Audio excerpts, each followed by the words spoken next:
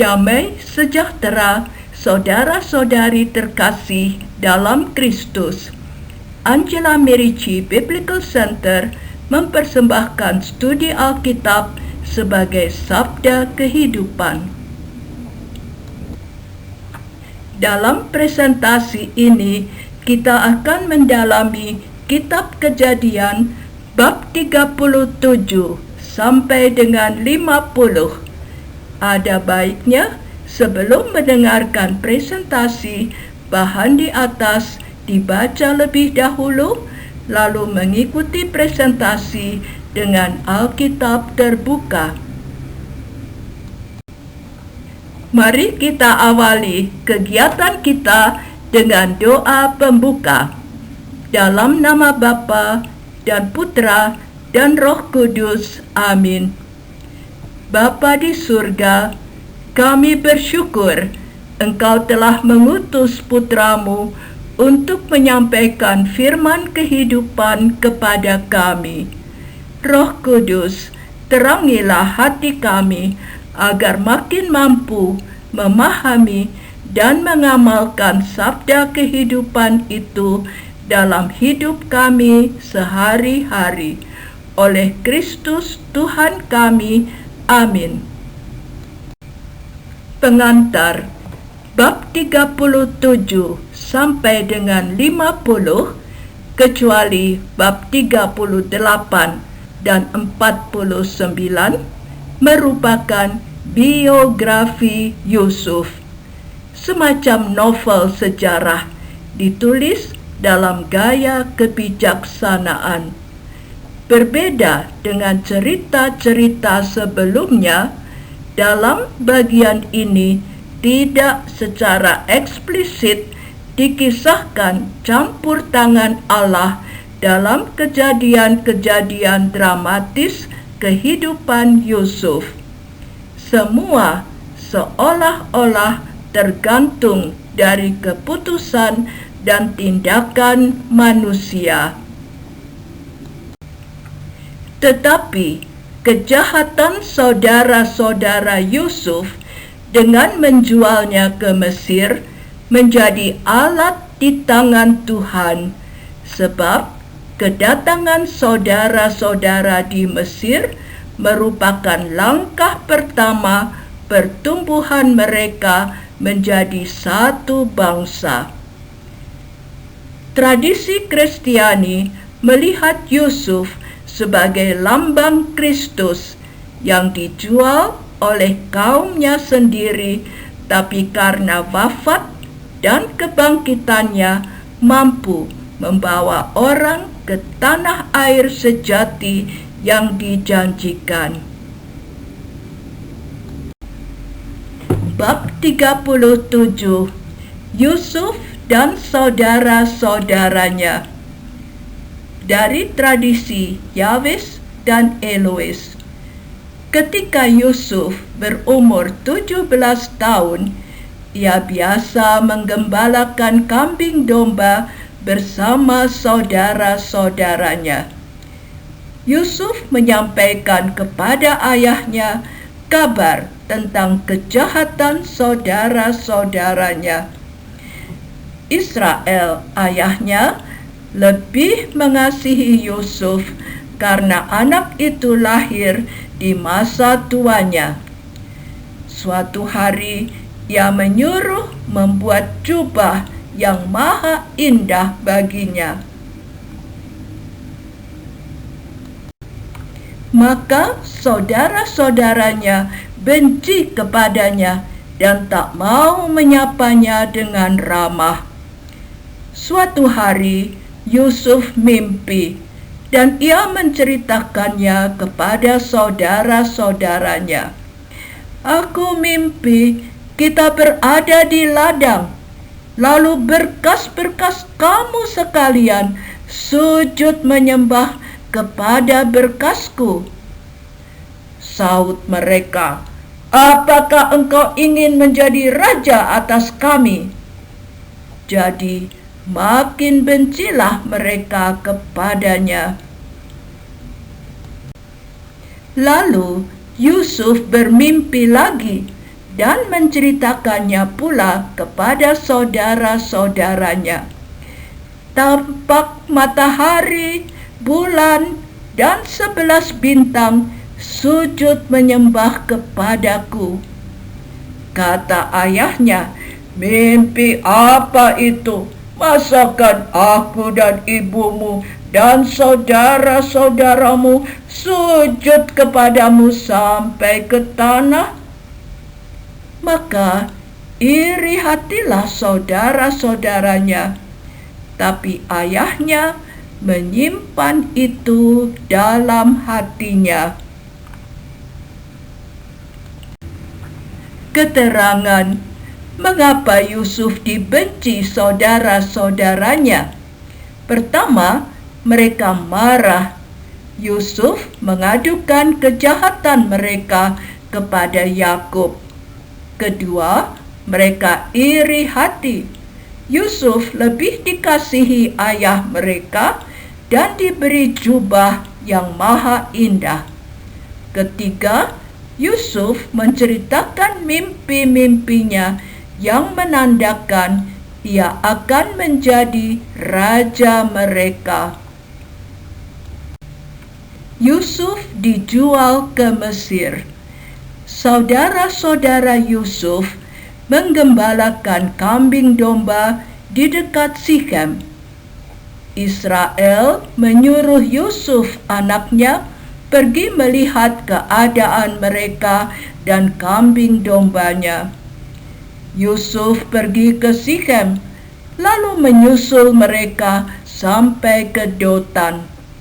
Sebelum ia dekat, mereka bermufakat membunuhnya. "Lihat, si tukang mimpi kita datang. Mari kita bunuh dia dan lemparkan ke dalam sumur, dan katakan dia diterkam binatang buas." Kata Ruben, "Jangan kita bunuh dia. Lemparkan dia ke dalam sumur yang ada di padang gurun ini, tapi jangan apa-apakan dia." Maksudnya hendak melepaskan Yusuf dari tangan mereka dan membawanya kembali kepada ayahnya. Baru saja Yusuf sampai kepada saudara-saudaranya, mereka menanggalkan jubahnya yang maha indah yang dipakainya, lalu melemparkan dia ke dalam sumur yang kosong. Lalu mereka duduk makan. Tampaklah kafilah Ismail dengan unta dalam perjalanan ke Mesir. Yusuf dijual ke tanah Mesir. Kata Yehuda, "Mari kita jual dia kepada orang-orang Ismail itu, tapi jangan apa-apakan dia, sebab dia saudara kita." Mereka mengangkat dia dari sumur itu dan menjualnya seharga 20 shikal perak. Mereka memotong kambing dan mencelupkan jubahnya yang maha indah itu ke dalam darahnya.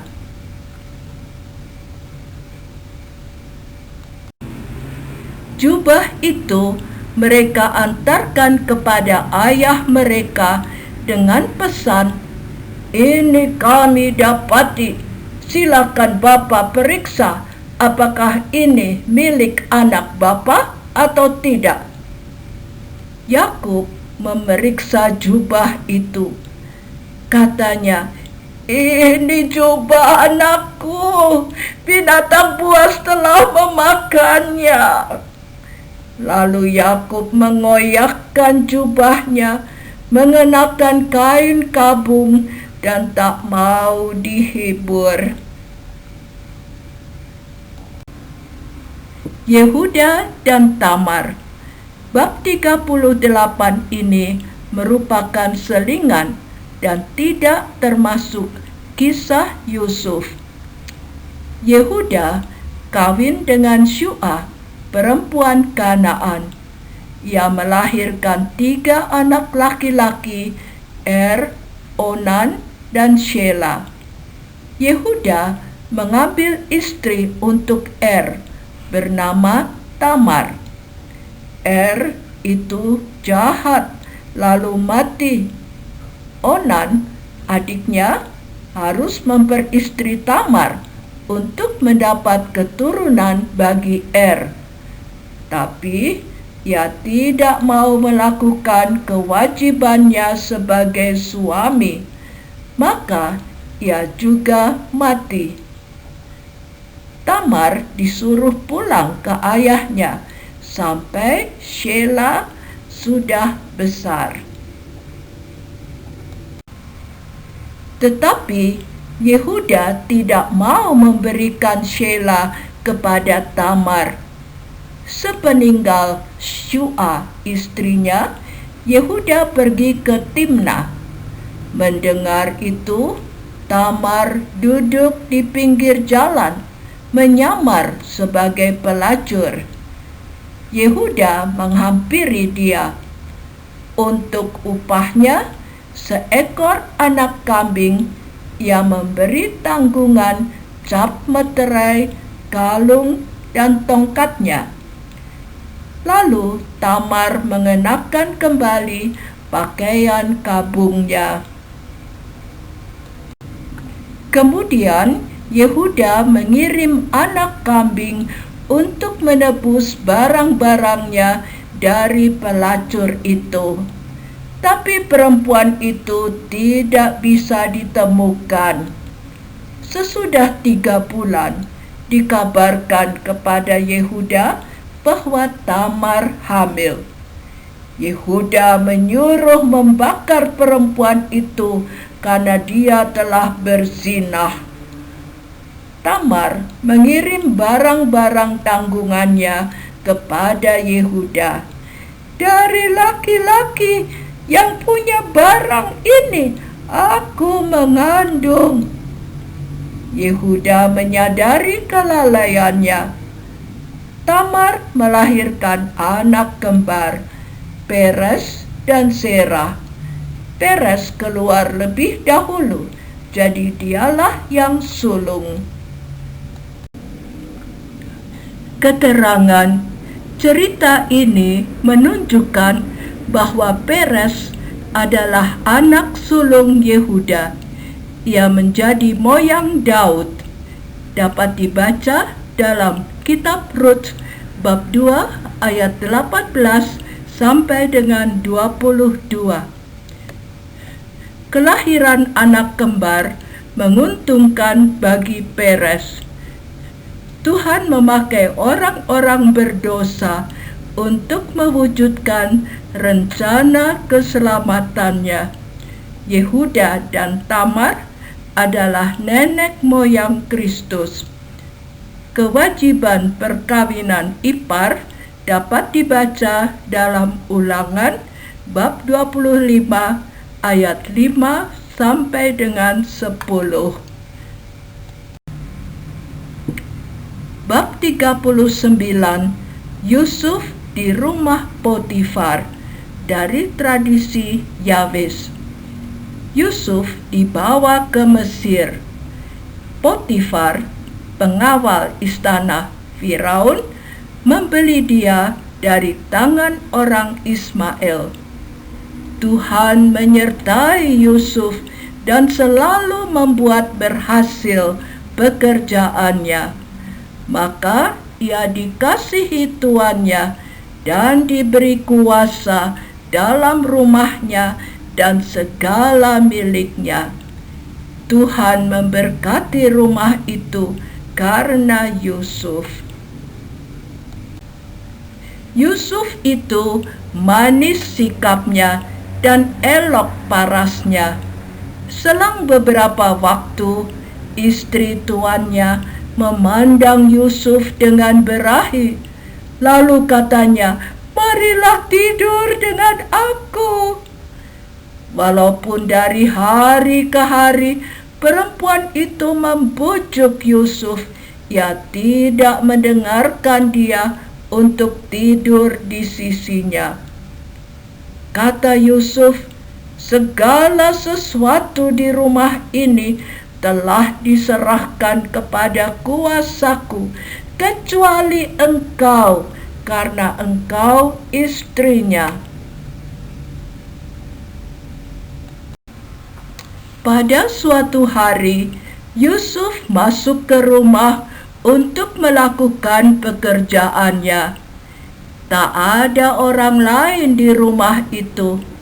Perempuan itu memegang baju Yusuf dan berkata, "Mari tidur dengan aku." Yusuf meninggalkan bajunya di tangannya dan lari keluar.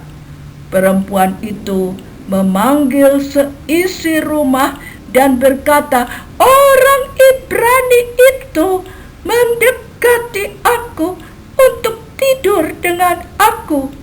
Aku berteriak, lalu ia lari meninggalkan bajunya di tanganku. Mendengar cerita istrinya, Potifar marah. Yusuf ditangkap dan dimasukkan ke dalam penjara, tempat tahanan raja dikurung. Tuhan menyertai Yusuf dan membuat dia kesayangan kepala penjara itu. Maka ia diberi kepercayaan atas semua tahanan dan segala pekerjaan yang harus dilakukan. Tuhan menyertai dia dan membuat segala yang dilakukannya berhasil.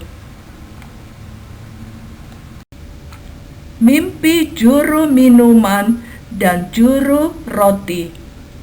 Di penjara ada seorang juru minuman dan juru roti yang bekerja pada Firaun. Pada suatu malam, keduanya mimpi.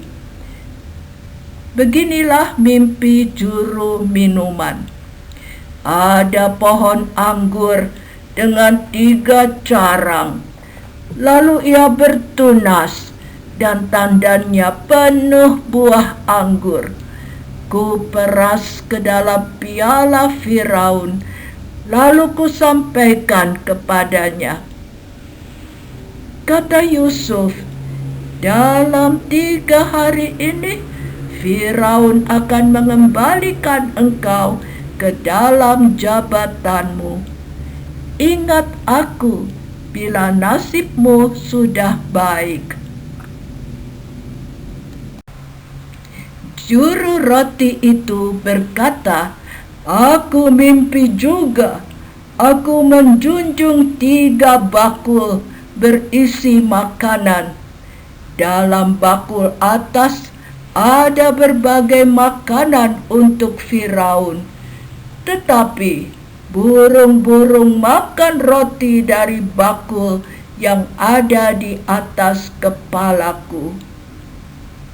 Kata Yusuf, dalam 3 hari ini Firaun menggantung engkau pada sebuah tiang, dan burung-burung akan memakan dagingmu dari tubuhmu. Terjadilah seperti dikatakan Yusuf, tapi juru minum itu lupa akan dia. Mimpi Firaun. Setelah lewat 2 tahun, bermimpilah Firaun bahwa ia berdiri di tepi sungai Nil. Tampaklah dari sungai Nil itu keluar 7 ekor lembu yang gemuk badannya, lalu memakan rumput yang di tepi sungai itu. Kemudian tampaklah juga 7 ekor lembu yang kurus badannya, lalu berdiri di samping lembu-lembu yang gemuk di tepi sungai itu. Lembu-lembu yang kurus memakan ketujuh ekor lembu yang gemuk itu. Lalu terjagalah Firaun. Setelah itu tertidur pulalah ia dan bermimpi kedua kalinya. Tampak timbul dari satu tangkai 7 bulir gandum yang bernas dan baik. Tapi kemudian tampaklah juga tumbuh 7 bulir gandum yang kurus dan layu oleh angin timur. Bulir yang kurus itu menelan ke-7 bulir yang bernas dan berisi tadi. Lalu terjagalah Firaun, agaknya ia bermimpi. Semua orang berilmu tak mampu menjelaskan mimpi itu.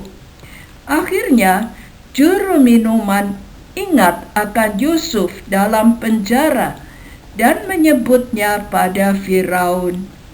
Yusuf dipanggil menghadap Firaun. Berkatalah Firaun, "Yusuf, hanya engkau dapat mengartikan mimpiku." Jawab Yusuf, "Bukan aku, melainkan Allah yang akan memberi kesejahteraan kepada tuanku Firaun." Kedua mimpi itu sama artinya. Akan datang 7 tahun kelimpahan di seluruh tanah Mesir. Kemudian akan timbul 7 tahun kelaparan yang hebat. Baiklah tuanku bertindak bijaksana dengan menimbun gandum selama tahun-tahun kelimpahan. Yusuf penguasa di Mesir. Kata Firaun, "Tak ada orang sebijaksana engkau, penuh roh Allah." Lalu ia mengenakan cincin meterainya pada Yusuf. "Dengan ini aku melantik engkau menjadi kuasa atas seluruh Mesir." Ia juga memberi pakaian dari kain halus dan kalung emas. Yusuf diberi nama Safnat Paaneah dan Asnat anak Potifera sebagai istri. Asnat melahirkan 2 anak lelaki bagi Yusuf, Manasye dan Efraim. Saudara-saudara Yusuf ke Mesir. Dalam tahun-tahun kelimpahan, Yusuf mengumpulkan gandum banyak sekali. Lalu timbul tahun-tahun kelaparan. Kata Firaun kepada seluruh penduduk Mesir, "Pergilah kepada Yusuf dan lakukan apa yang ia katakan kepadamu." Yusuf membuka semua lumbung dan menjual gandum kepada orang Mesir. Juga dari seluruh bumi orang datang. Ketika saudara-saudara Yusuf mendengar bahwa ada gandum di Mesir, mereka pun pergi ke sana, kecuali Benyamin. Mereka menghadap Yusuf, mangku bumi di Mesir, dan sujud kepadanya. Kata Yusuf kepada mereka, "Kamu ini pengintai. Kamu datang untuk melihat-lihat di mana negeri ini tidak dijaga." Jawab mereka, "Tidak, tuanku. Kami orang jujur yang datang untuk membeli bahan makanan. Kami 12 orang. Yang bungsu ada pada ayahnya, yang satu tidak ada lagi." "Tidak, kamu pengintai." Lalu mereka semua dimasukkan ke dalam tahanan selama 3 hari. Sesudah itu, semua boleh pulang membawa bahan makanan kecuali seorang tetap ditahan, yaitu Simeon.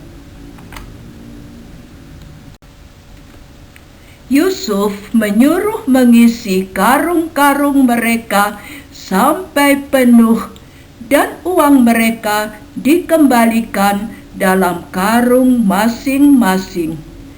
Di tengah jalan, seorang membuka karungnya dan menemukan uangnya.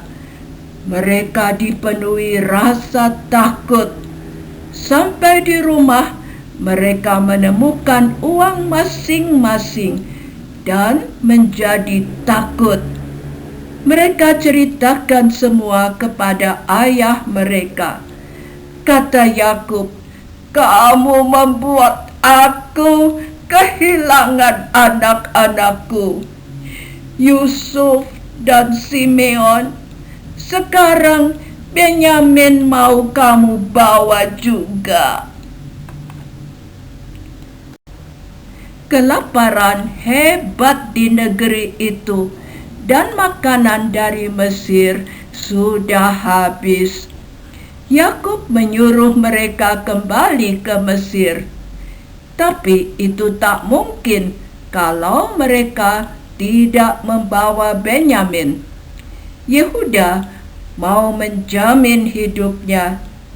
Yakub menyuruh mereka membawa persembahan buat penguasa di Mesir dan uang 2 kali lipat. Maka mereka bersiap dan pergi ke Mesir.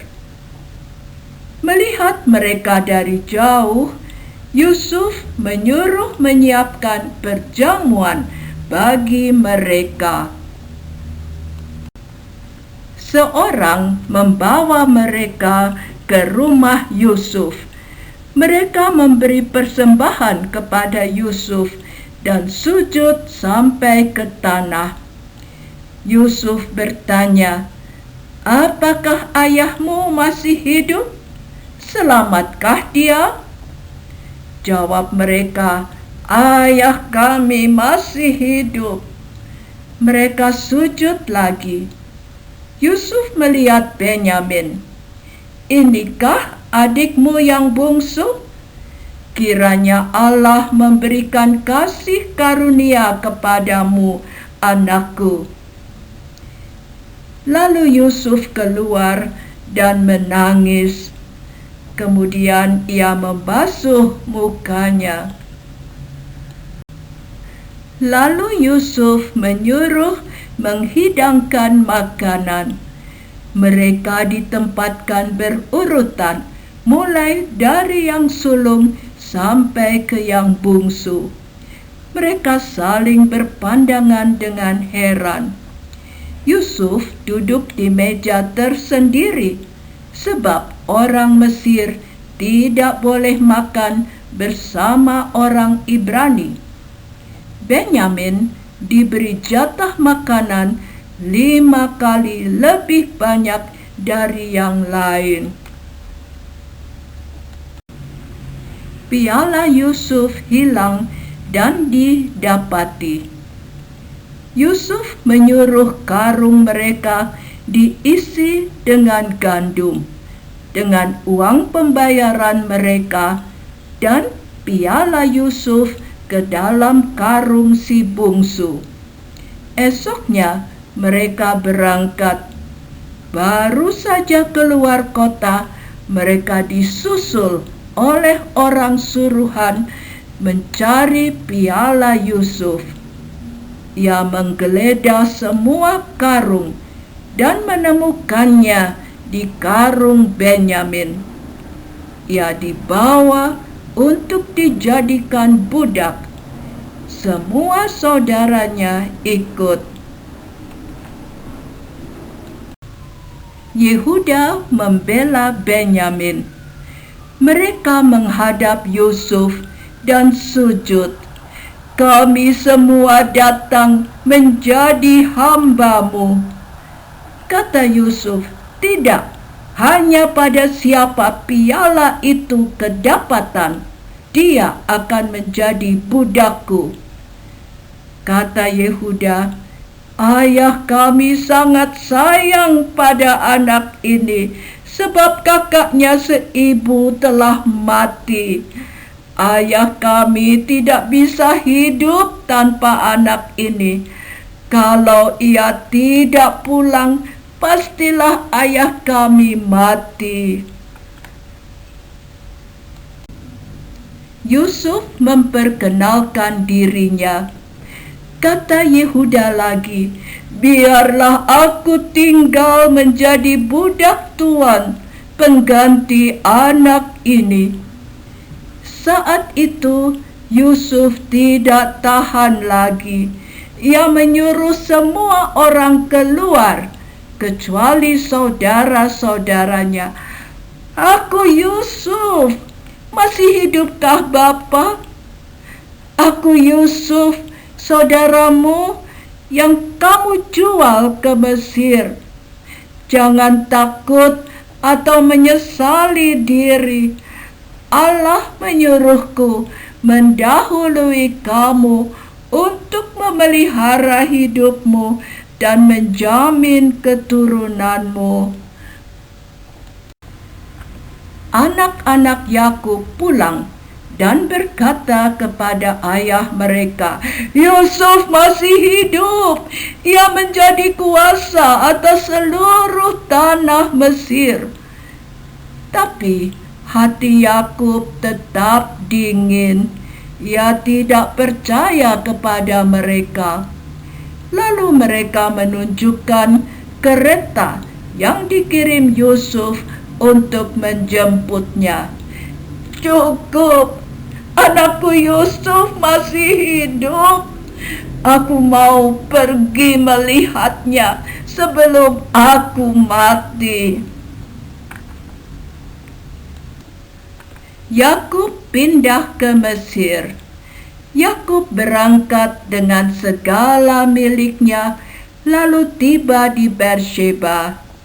Dipersembahkannya kurban sembelihan. Allah berfirman kepadanya dalam penglihatan di waktu malam, Akulah Allah ayahmu. Jangan takut pergi ke Mesir. Aku sendiri akan menyertai engkau dan membawa engkau kembali. Inilah nama-nama Bani Israel yang datang ke Mesir, yakni Yakub dan seluruh keturunannya. Keluarga Yakub yang tiba di Mesir seluruhnya berjumlah 70 jiwa. Yakub menyuruh Yehuda berjalan lebih dahulu mendapatkan Yusuf, supaya Yusuf datang ke Goshen menemui ayahnya. Yakub bertemu dengan Yusuf. Yusuf menemui ayahnya di Goshen. Dipeluknya leher ayahnya dan lama menangis pada bahunya. Kata Yakub, sekarang bolehlah aku mati setelah aku melihat mukamu dan tahu engkau masih hidup. Kata Yusuf, aku mau pergi menghadap Firaun, memberitahu bahwa ayahku dan saudara-saudaraku pemelihara ternak sudah datang. Saudara-saudara Yusuf dan Firaun. Yusuf dan 5 saudaranya pergi menghadap Firaun. Ayah dan saudara-saudaraku serta ternak mereka datang dari Kanaan. Sekarang mereka di Goshen. Tanya Firaun, apa pekerjaanmu?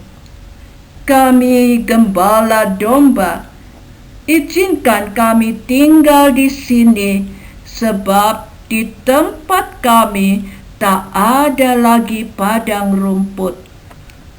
Kata Firaun, tanah Mesir ini terbuka untukmu, tinggallah di Goshen. Yakub dan Firaun. Yusuf juga membawa Yakub menghadap Firaun. Tanya Firaun, "Berapa umurmu?" Jawab Yakub, 130 tahun mengembara sebagai orang asing. Sedikit saja dan buruk adanya. Yusuf memberi kepada ayah dan saudara-saudaranya tanah milik di Rameses sesuai perintah Firaun. Yusuf memelihara mereka dengan makanan sesuai jumlah mereka. Tindakan Yusuf, orang Mesir kehabisan uang untuk membeli gandum. Semua uang itu dibawa Yusuf ke istana Firaun. Orang Mesir menukar gandum dengan ternak mereka. Ketika itu pun habis, mereka menjual diri mereka sebagai hamba Firaun. Yusuf membagikan gandum untuk dijadikan benih. Mereka menanamnya dan 20% dari hasilnya harus diserahkan kepada Firaun.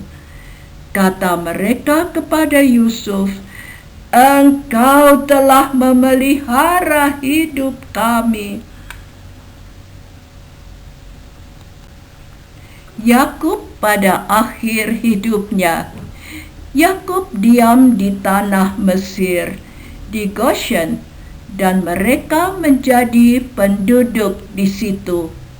Umurnya mencapai 147 tahun. Ketika hampir tiba ajalnya, ia menyuruh Yusuf bersumpah, "Jangan kuburkan aku di Mesir, karena aku mau mendapat perhentian bersama-sama dengan nenek moyangku. Kuburkan aku dalam kubur mereka."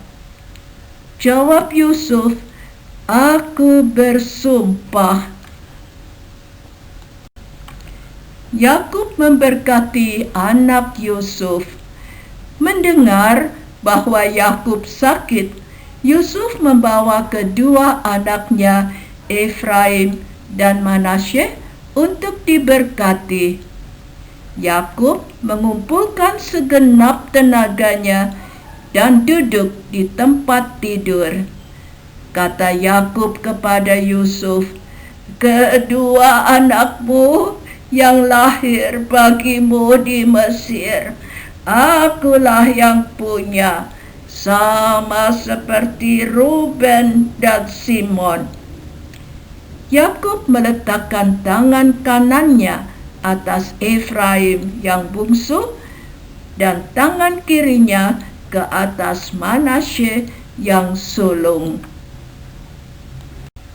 Kata Yakub, "Allah yang telah menjadi gembalaku selama hidupku dan sebagai malaikat yang telah melepaskan aku dari segala bahaya, Dialah kiranya yang memberkati orang-orang muda ini, sehingga namaku Abraham dan Ishak termasyhur oleh karena mereka, dan mereka bertambah-tambah di bumi. Adiknya akan lebih berkuasa dari kakaknya dan menjadi banyak bangsa." Kata-kata terakhir Yakub. Kata-kata terakhir Yakub kepada anak-anaknya tentang masa depan mereka. Ia menyebut mereka satu persatu: Ruben, Simeon dan Levi, Yehuda, Zebulon, Isakar, dan Gad, Asher, Naftali, Yusuf, Benyamin. Tiap-tiap orang diberkatinya dengan berkat yang diuntukkan kepada masing-masing. Yakub meninggal dan dimakamkan.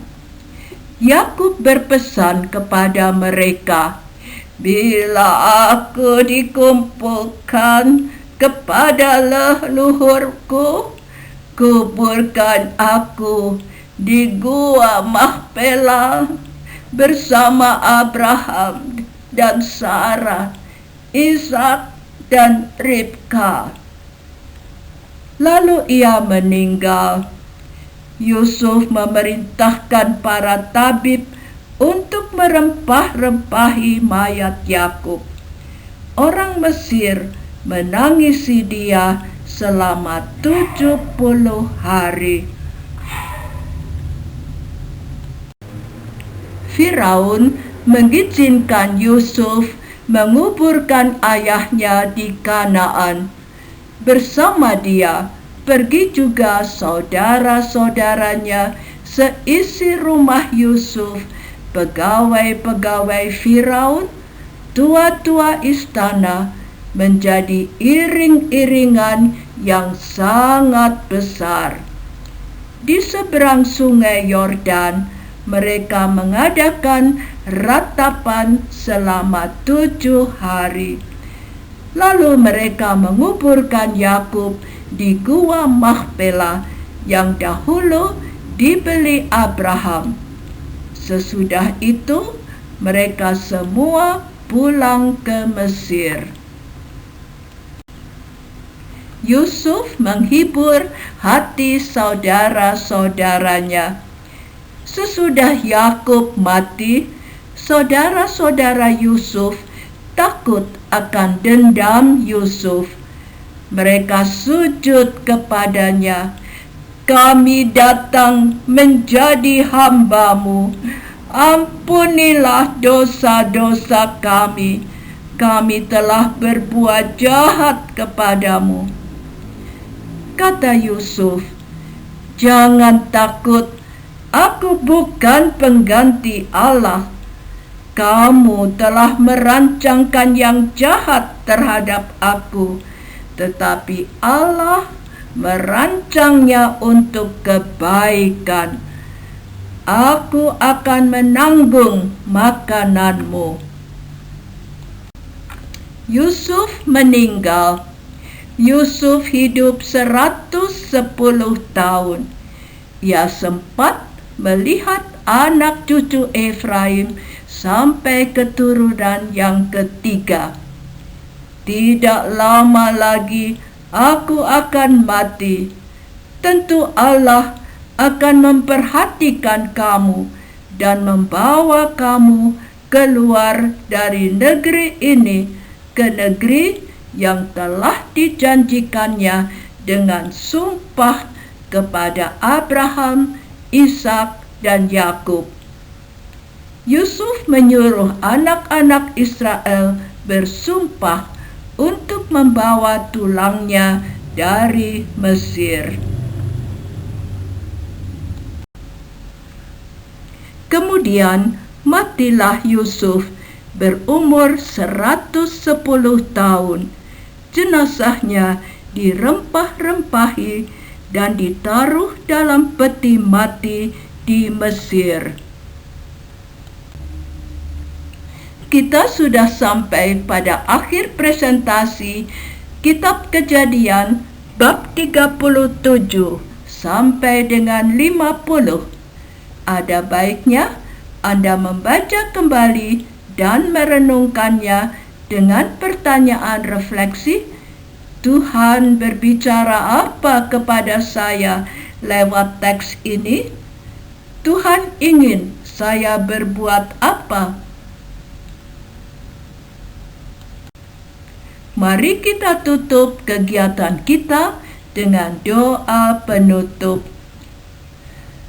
Yesus, Juru Selamat kami, Engkau telah menaburkan firman kehidupan dalam hati kami. Jadikanlah hati kami seperti tanah yang baik, di mana benih-benih sabdamu itu dapat tumbuh dan menghasilkan buah limpah bagi kemuliaan-Mu dan keselamatan kami. Amin. Dalam nama Bapa dan Putra dan Roh Kudus. Amin.